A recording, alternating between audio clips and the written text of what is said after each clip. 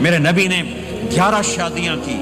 اللہ کی قسم، اللہ کی قسم، اللہ کی قسم ہمیں زندگی سکھانے کے لیے تھی. کوئی آپ نے کہا مجھے عورتوں کی کوئی رغبت نہیں ہے، مالی فی النساء من رغبت، صرف ہمیں زندگی سکھانے کے لیے یہ کیا، زندگی سکھانے کے لیے یہ کیا کہ چونکہ گھر کی زندگی مشکل کام ہے، گھر کی زندگی مشکل کام ہے، گھر کی زندگی مشکل کام ہے، گھر کا دین مشکل دین ہے.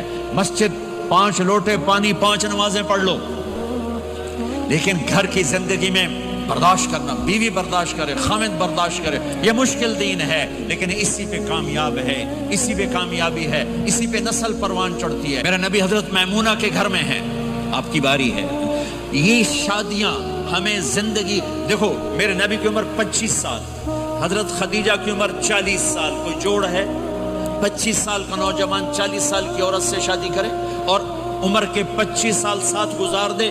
50 برس کے ہوئے حضرت خدیجہ کا انتقال ہوا اور پھر 10 شادیاں جب عمر ڈھلنے کو ہوتی ہے، اور 10 شادیاں. زندگی سکھائی ہے کہ زندگی گزارنی کیسے ہے.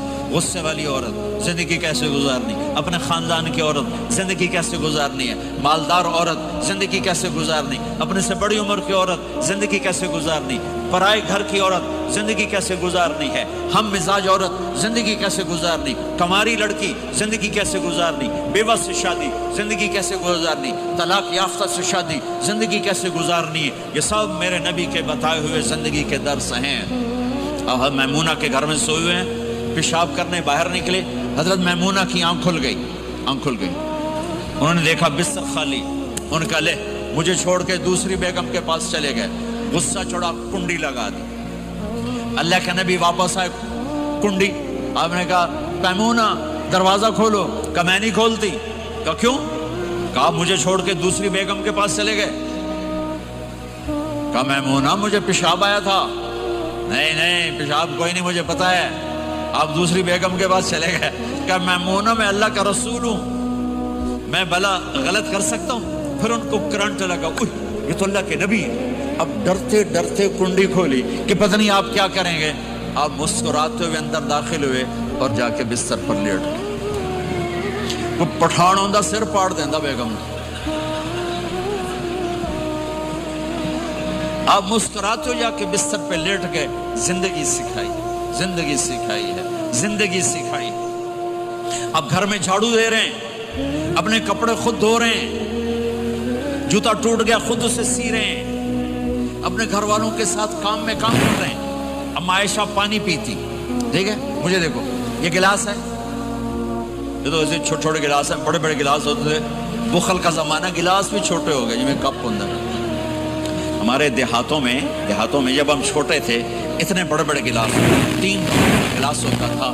اور شام کو ڈیرے میں کوئی مہمان ہوتا اپنا یا پرایا، اس کو دودھ پلانا ہماری ثقافت تھی. ذمہ داروں میں ہم مہمانوں کو دودھ پلاتے تھے رات کو سوتے ہوئے. ہر مہمان کو دودھ، 100 ہوں 50 ہوں 10 ہوں 1.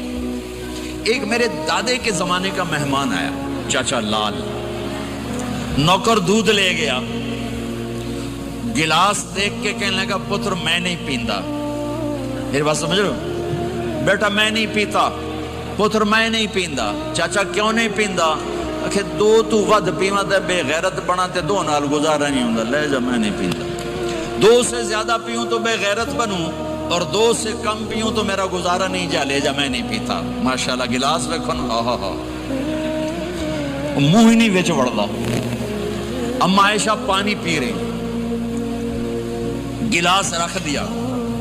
میرے نبی گلاس اٹھاتے، جہاں حضرت عائشہ کے ہونٹ لگے ہوتے تھے وہاں ہونٹ رکھ کے آپ پانی پیتے تھے. اللہ کی قسم زندگی سکھانے کے لیے. گوشت کے بڑے بڑے ٹکڑے کھائے جاتے تھے، پکائے جاتے تھے. اما عائشہ نے گوشت کا ٹکڑا اٹھایا اور یہاں سے نوچا اور پھر رکھ دیا. پھر روٹی اٹھائی، میرے نبی اس کو اٹھاتے اور جہاں سے حضرت عائشہ کے دانت لگے ہوتے تھے حضرت عائشہ کو دکھا کر رکھتے تھے. یہ اظہار محبت ہمیں سکھایا.